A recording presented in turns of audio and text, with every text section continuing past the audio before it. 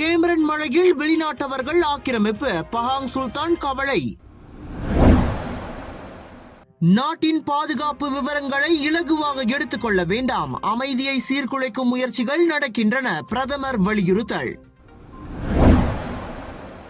கிளாந்தானில் சொந்த மகளை கற்பழித்த தந்தை குற்றத்தை ஒப்புக்கொண்டான். ஜொஹூரில் காதலனுடன் சேர்ந்து கணவரை மிரட்டிய மனைவிக்கு 3 மாத சிறை. சபாவில் நீதிமன்றத்தில் இருந்து கம்பி நீட்டிய கைதி கோழிகூண்டில் ஒளிந்திருக்க கண்டுபிடிப்பட்டான்.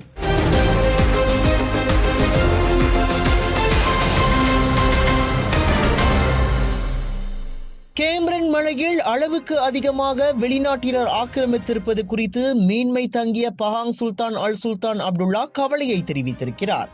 சட்ட அமலாக்க அதிகாரிகளிடம் இருந்து வரும் நன்னெறி பண்புகள் குறைந்ததே இந்த பிரச்சனைக்கு முக்கிய காரணம் என்றும் அவர் கவலை தெரிவித்தார். தற்போது விவசாய தொழில்துறையில் உற்பத்தியையும் விலையையும் கட்டுப்படுத்தும் முதலாளிகளாக கேமரன் மலையில் உள்ள வெளிநாட்டினர்கள் திகழ்கின்றனர். மேலும் நாட்டின் பொருளாதாரத்தை சீர்குலைக்கும் வகையில் திட்டமிட்ட குழுவாகவும் அவர்கள் செயல்படுவதாக அல் சுல்தான் அப்துல்லா தெரிவித்தார். கேமரன் மலையில் விவசாய நிலங்களை அதன் உரிமையாளர்கள் வெளிநாட்டவர்களுக்கு வாடகைக்கு விடுகின்றனர். லட்சக்கணக்கான ரிங்கிட் பணத்திற்கு ஆசைப்பட்டு நேர்மையை அடகு வைத்து அங்குள்ள நில உரிமையாளர்கள் தங்களது நிலத்தை வெளிநாட்டினரிடம் தாரை வாக்கும் நடவடிக்கை முடிவுக்கு கொண்டு வருவதற்கு மாநில அரசாங்கம் கண்காணிப்பு நடவடிக்கையை தீவிரப்படுத்தி கடுமையான நடவடிக்கை எடுக்க வேண்டும் என தமது 65வது பிறந்தநாள் கொண்டாட்டத்தை முன்னிட்டு இஸ்தானா அப்துல் அசீஸில் பஹாங் மாநிலத்தின் உயரிய விருதுகள் மற்றும் பட்டங்களை வழங்கும் நிகழ்ச்சியில் கலந்து கொண்டு உரையாற்றிய போது அல் சுல்தான் அப்துல்லா இதனை தெரிவித்தார்.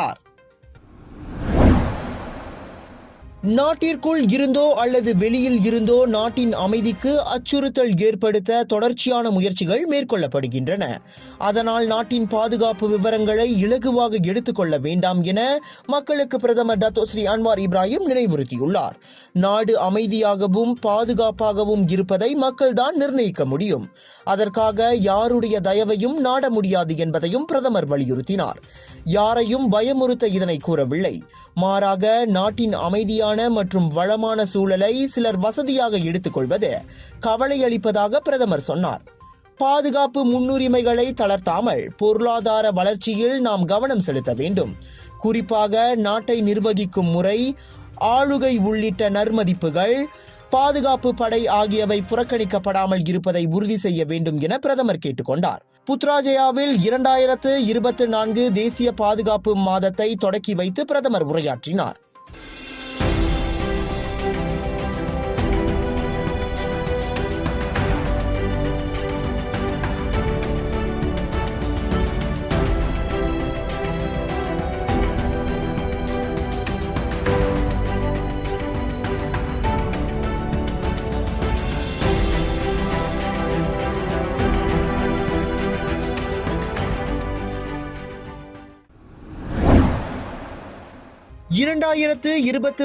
ஜனவரி முதல் அக்டோபர் வரை சொந்த மகளை கற்பழித்த 6 குற்றச்சாட்டுக்களை பால்மரம் வெட்டும் தொழிலாளி ஒருவன் கொத்தாபாரு செக்ஷன் நீதிமன்றத்தில் இன்று ஒப்புக்கொண்டான். முன்னதாக 45 வயதான அவ்வாடவன் 15 வயதே ஆன தனது சொந்த மகளை அவரது விருப்பத்துக்கு புறம்பாக பாலியல் பலாத்காரம் செய்ததாக குற்றச்சாட்டை எதிர்நோக்கி இருந்தான். 2023 ஆண்டு ஜனவரிக்கும் அக்டோபருக்கும் இடைப்பட்ட காலத்தில் குவாலா கராயில் உள்ள வீடொன்றில் அவன் அக்குற்றங்களை புரிந்ததாக தெரிவிக்கப்பட்டது. குற்றம் நிரூபிக்கப்பட்டால் குறைந்தது 8 ஆண்டு அல்லது அதிகபட்சம் 30 ஆண்டுகள் வரையிலான சிறையும் 10 பிரம்படிகளும் விதிக்கப்படலாம். அவ்வாடவனை ஜாமீனில் விடுவிக்க இன்று நீதிமன்றம் அனுமதி வழங்கவில்லை. ஆகஸ்ட் 21 அவனது தண்டனை அறிவிக்கப்படும். காதலனுடன் சேர்ந்து தனது கணவரை மிரட்டிய பெண்ணுக்கும் அவரது காதலனுக்கும் எதிராக பொந்தியான் மஜிஸ்ட்ரேட் நீதிமன்றத்தில் இன்று குற்றம் சாட்டப்பட்டது. 32 வயது ஷுசானா யஹயா எனும் அப்பெண் தமக்கு எதிரான குற்றத்தை ஒப்புக்கொண்ட வேளை அவரது காதலனான 42 வயது முகமது ஃபெடாஸ் ஒஸ்மான் குற்றத்தை மறுத்து விசாரணை கோரினான். அவர்கள் இருவரும் 41 வயது ஜக்கரியா முகமது நோவிற்கு வாட்ஸ்அப் வாயிலாக மிரட்டல் விடுத்ததாக குற்றஞ்சாட்டப்பட்டது. ஜூலை 26ஆம் தேதி பெக்கான் நெனாஸில் உள்ள வீடொன்றில் 2000 ரிங்கெட் பணம் கோரி அவர்கள் அந்த மிரட்டலை விடுத்ததாக கூறப்படுகிறது. குற்றத்தை ஒப்புக்கொண்ட பெண்ணிற்கு 3 மாத சிறையும் 2000 ரிங்கெட் அபராதமும் விதிக்கப்பட்ட வேளை குற்றத்தை மறுத்த அவரது காதலன் 5000 ரிங்கெட் உத்தரவாத தொகையிலும் தனிநபர் உத்தரவாதத்தின் பேரிலும் இன்று விடுவிக்கப்பட்டான்.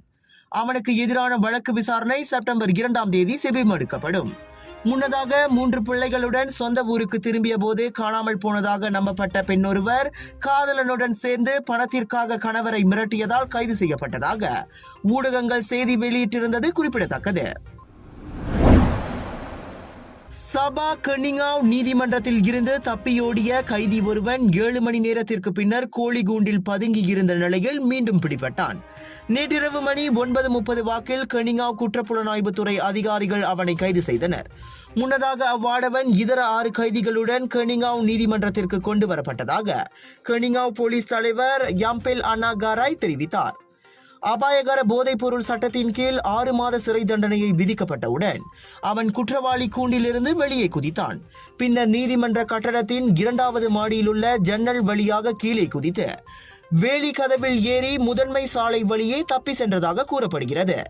எனினும் போலீசுக்கு கிடைத்த தகவலின் அடிப்படையில் அரசாங்க குடியிருப்பு ஒன்றிலுள்ள கோழிகூண்டில் பதுங்கி இருந்த அவன் பின்னர் பிடிபட்டான்.